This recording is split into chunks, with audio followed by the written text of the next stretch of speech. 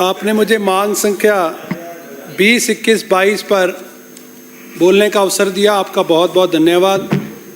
आज हम युवा राष्ट्र के बहुत ही महत्वपूर्ण विषय पर चर्चा कर रहे हैं, जिसमें कि हमारी शिक्षा, उच्च शिक्षा, माध्यमिक शिक्षा, प्राथमिक शिक्षा की बात हो रही है।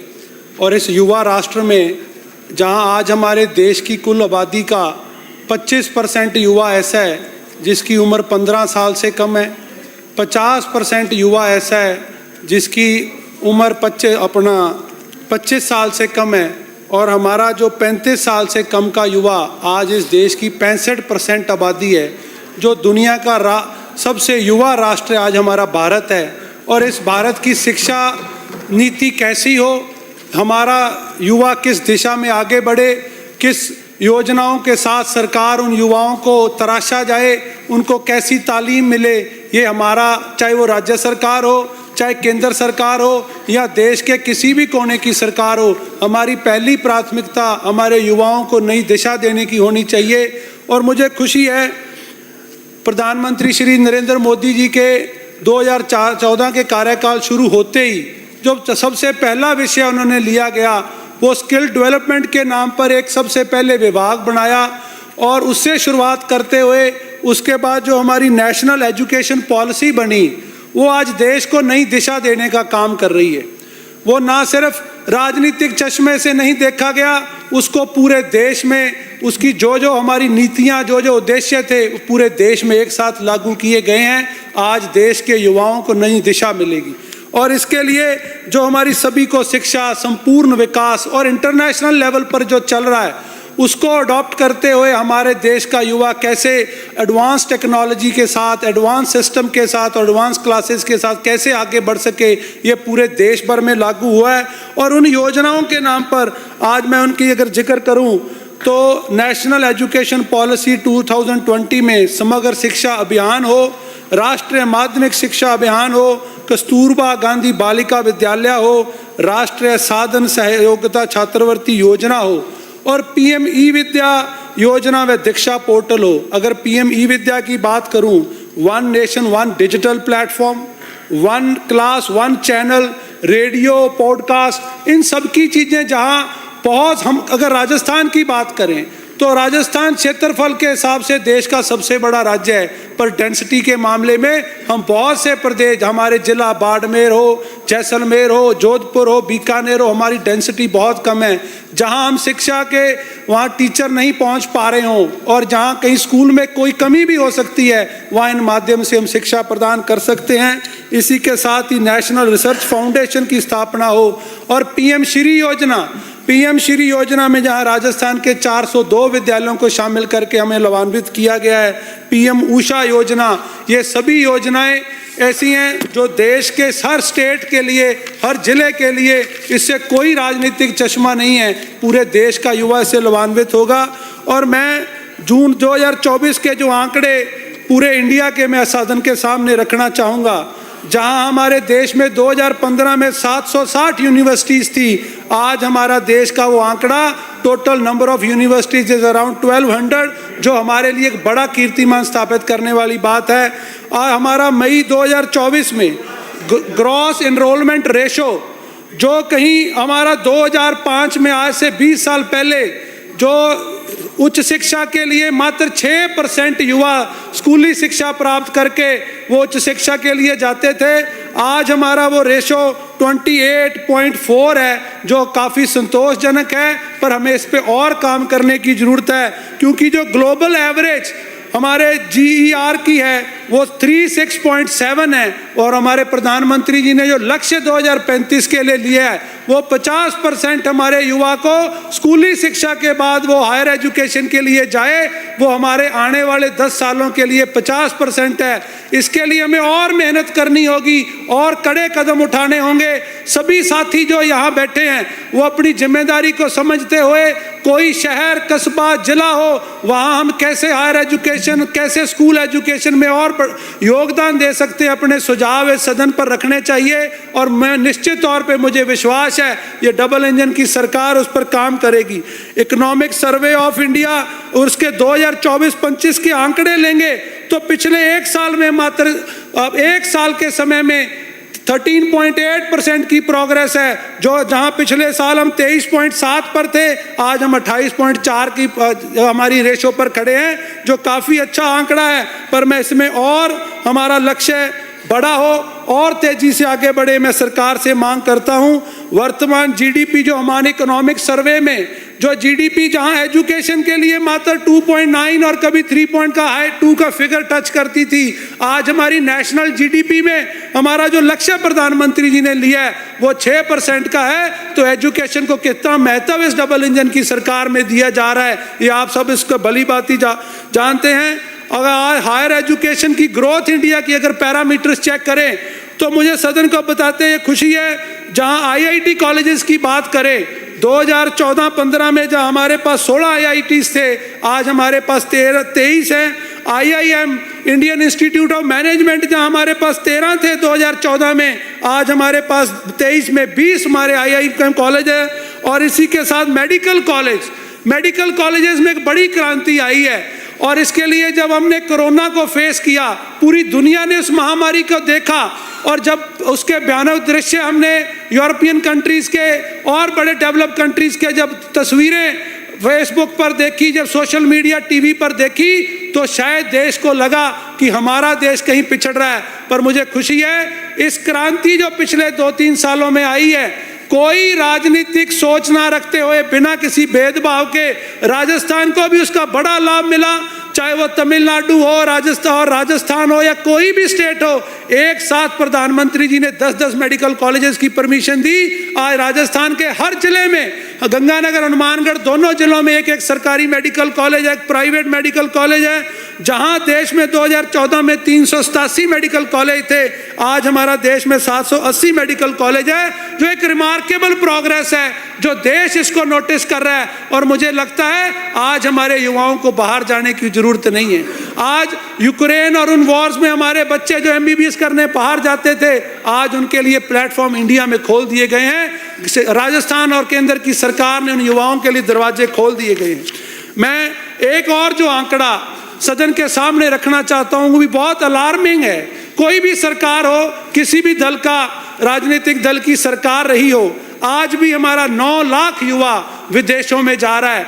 एक जुनून है, आज भी वो एक दूसरे को देखा देख भाग रहे हैं। और जो उनका टोटल वहां खर्चा हो रहा है, पिछले एक साल का $16 बिलियन है।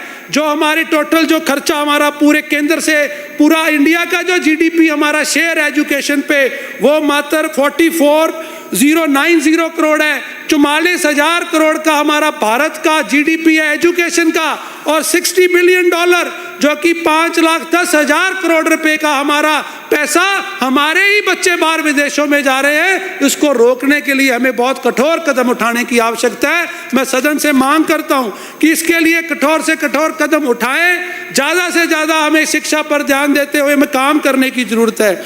आज अगर all India survey of higher education को देखा जाए, 58,000 एजुकेशनल इंस्टीट्यूट्स के साथ वर्ल्ड में हम दूसरे नंबर पर खड़े हैं, दुनिया में दूसरे नंबर पर खड़े हैं। पर हमें और आगे बढ़ने की जरूरत है।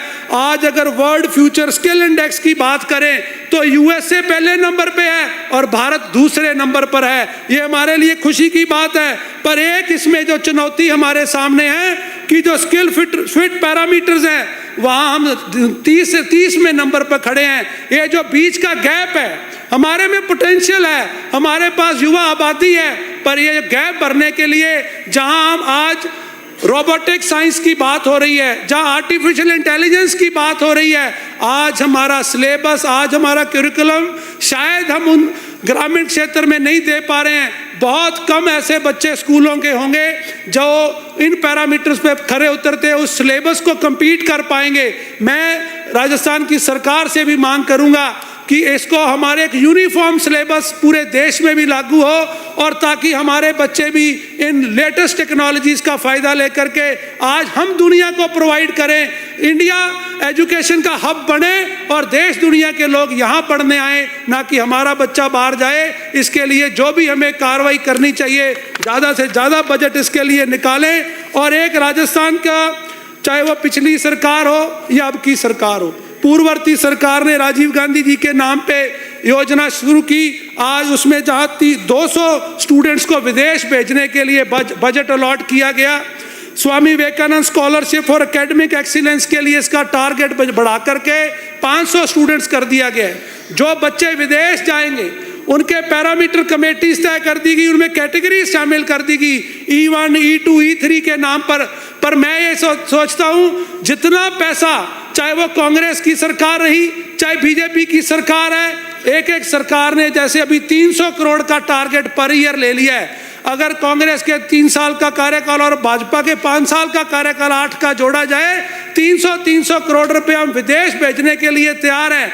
और मांग भी, अभी पिछले दिनों एक सवाल में प्रतिपक्ष के नेता ने भी सवाल उठाया कि आपने कितने बच्चों को आपने उसमें सिलेक्शन कर लिया और कितने पेंडिंग है। मेरा इस सदन से मांग है, सभी राजनीतिक दलों से मांग है, आप इन 5-5 सालों में 1500 करोड़ रुपया बाहर भेजने के लिए देना चाहते हैं। 1500 करोड़ रुपया अगर आप राजस्थान में लगाएं, वर्ल्ड क्लास यूनिवर्सिटी राजस्थान में बन सकती है। हमें इस दिशा में काम करना चाहिए। हम किसी के बाहर जाने पे खिलाफत में नहीं है, पर हमारा जो बच्चा टैलेंट जो हमारा यहाँ से निकल के बाहर जाए, आप उनको पढ़ा करके बाहर वापस जाए, राजस्थान आए, भारत आए, हमारे पैसे से इस देश की सेवा करे, तो मानना यहाँ पढ़ा लिखा करके आप विदेशों में भेज दो और उसमें हमारा टैलेंट बाहर जा रहा है, इसमें हमें कुछ प्राप्त नहीं हो रहा। इसके ऊपर पुनर्विचार करने की आवश्यकता है। और मेरा अभी जो वार्षिक प्रतिवेदन 2024-25 का पढ़ा, जो एवरेज हमारा साक्षरता दर की, अपने साक्षरता दर की अगर हम रिपोर्ट को चेक करें, भारत का जो एवरेज लिटरेसी रेट है उससे हमारा राजस्थान पिछड़ रहा है। हाँ, यहाँ इस राजस्थान में 50 साल तक कांग्रेस ने राज किया, 20 साल तक अभी बीजेपी ने भी राज किया है, पर जहाँ पुरुष साक्षरता दर में अगर 2001 के, 2011 के या आज 2024 के अगर आप आंकड़े उठाएंगे तो नेशनल एवरेज में कहीं ना कहीं हमारे मेल्स ने, हमारे जो पुरुष हैं उनका साक्षरता दर उसमें मैच करता है, पर महिलाओं में हम काफ़ी पीछे हैं। 52% सिर्फ हमारी महिलाओं को हम साक्षर कर पाए हैं। ये भी हमारे लिए एक बड़ी चुनौती है। मैं मांग करूंगा सदन से, इसके लिए और सार्थक कदम उठाने की हमें ज़रूरत है। जहां वसुंधरा जी के कार्यकाल में इस रेशो को बढ़ाने के लिए प्रयास हुए, उस टाइम 2016 में ट्रांसपोर्ट वाउचर योजना शुरू की गई। जिन बच्चियों को कॉलेज आने या स्कूल में 10 किलोमीटर से ज़्यादा की रेंज है, उसको पर डे के लिए 20 रुपए दिए गए। काफ़ी बच्चों को उसमें लाभ मिला, पर आज इस पे और काम करने की हमें आवश्यकता है। मुख्यमंत्री राजश्री योजना, जहां बच्चियों के जन्म से लेकर के उसको हायर एजुकेशन तक, उस टाइम वसुंधरा जी के कार्यकाल में 50,000 तक की योजना को जोड़ा गया। पिछले सरकार ने इसका सिर्फ नाम बदला और आज की सरकार ने लाडो प्रोत्साहन योजना में इस राशि को 8 साल बाद बढ़ा करके 50 से 1 लाख कर दिया, जिससे निश्चित तौर पे हमारी बच्चियों को, महिलाओं को शिक्षा लेने में लाभ होगा। और अगर मैं इसके अलावा PM उषा योजना की बात करूं, और इसमें भी हमारे 320 करोड़ रुपए का प्रावधान किया गया है। मैं इसके अलावा जो बजट घोषणाएं 2024-25 की 4 लाख भर्तियों की जहां घोषणा है, बहुत स्पीड से सरकार इसमें काम कर रही है। तकरीबन 60,000 नौकरियां दे दी गई। एक IIT कॉलेज, 6 पॉलिटेक्निकल कॉलेज, 12 राजकीय महाविद्यालय, 8 कन्या महाविद्यालय, 3 कृषि विद्यालय और 3 राजस्थान इंस्टीट्यूट ऑफ टेक्नोलॉजी का पिछले बजट में प्रावधान किया गया। और बजट 2025-26 में रोजगार नीति हमने अपनाई है। विवेकानंद रोजगार सहायता कोष के लिए 500 करोड़ रुपए का आवंटन हमारे मुख्यमंत्री भजनलाल शर्मा जी ने किया है, और 1500 नए स्टार्टअप्स को फंड उपलब्ध कराने का काम हमारी सरकार ने किया है। और कोटा में विश्वकर्मा स्किल इंस्टीट्यूट हो, 8 नवीन ITI कॉलेजेस हो, 3 पॉलिटेक्निकल कॉलेज हो, 11 राजकीय महाविद्यालय, 2 कृषि महाविद्यालय, और सबसे बड़ा काम सैनिक स्कूल का किया है, जिसमें मेरा सादुलशहर विधानसभा जो भारत पाक सीमा पर है उसमें एक स्कूल दे करके और 5 महिला सैनिक स्कूल देने का काम भी हमारी सरकार ने किया है। इसके अलावा अटल टिंकरिंग लैब्स हो, और सादुलशहर में जो मेरे दादा सरदार गुरजंट सिंह जी ने वसुंधरा जी से 2008 में पहला तहसील लेवल का महाविद्यालय वहां लिया, उसका आज पहली बार 17 साल बाद पैसा दिया है, किसी सरकार ने रंग रोगन तक नहीं वहां कराया। और मैं मांगे हमारे, अगर आप मुझे समय 2 मिनट का दें तो मैं एक चीज बताना चाहता हूँ। वक्ता की संख्या ज्यादा है सर, 1.5 मिनट टाइम दे दीजिए। बस आप जो पिछला हमारा 2023 का जो गवर्नर एड्रेस की बात करें, एक ही मांग है, जो कुछ भी पूरे सब मिले। सर मनीष जी 1 मिनट दो, एक मांगे तो रखन दो, 1 मिनट दो सर, हमारी मांग रखने दो जिले की। फिर माननीय अध्यक्ष महोदय, हमारे मुझे श्री गंगानगर में, पूरे राजस्थान में जहां यूनिवर्सिटीज आपने खोल रहे हैं, कॉलेजेस खोल रहे हैं, हमारा इलाका राजधानी से 470 किलोमीटर दूर है, दिल्ली से 425 किलोमीटर दूर है। मेरी मांग है कि एक यूनिवर्सिटी आप श्री गंगानगर को जरूर दें। और हमारे कोऑपरेटिव स्कीम्स में जो पिछली बार सरकार ने घोषणाएं कर दी, सारे पद खाली हैं। इसके अलावा कृषि महाविद्यालय में पद खाली हैं। और एक मेरी सदन से मांग है, सभी पंचायत हेडक्वार्टर्स पे आप लाइब्रेरीज कंपलसरी कर दीजिए, और इसके साथ कंप्यूटर लैब्स कंपलसरी कर दीजिए, ताकि वो बच्चे जो पढ़ना लिखना चाहते हैं, नौकरियों में जाना चाहते हैं, उनको पंचायत लेवल पर लाइब्रेरीज होगी, निश्चित तौर पे उनका भविष्य उज्जवल होगा। बहुत बहुत धन्यवाद। माननीय अध्यक्ष महोदय, मुझे मांग संख्या 20